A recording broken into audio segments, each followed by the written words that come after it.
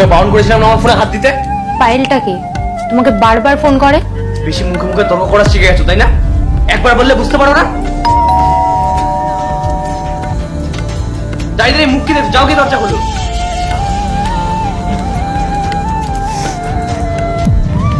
আরে বোন, তুই? ওই সামনে দিয়ে যাচ্ছিলাম, ভাবলাম তোর সাথে দেখা করে যাই। আই ভেতরে আয় না। কেমন আছিস বোন?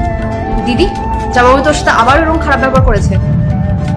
তুই জামাইবাবুকে ছেড়ে কেন দিচ্ছিস না? তুই আজকে আমার সাথে বাড়ি চল। না না বোন, এটা হতে পারে না।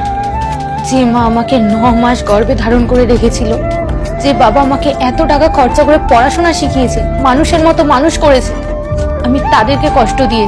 এরপর কি হলো সেইটা দেখার আগে এই দুইটা ছবির ভিতর থেকে যে কোনো একটা ছবিকে ভালোবেসে থাকলে ভিডিওতে লাইক করে চ্যানেলটি সাবস্ক্রাইব করে দাও। আর যদি না করো তাহলে আমি বুঝবো তোমরা ছবি দুইটাকে ভালোবাসো না। আর কমেন্টে লিখে দাও আমি।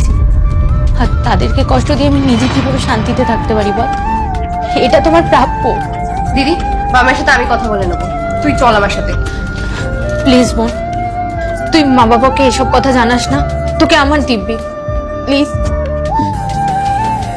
নেক্সট পার্ট চাইলে কমেন্ট করো।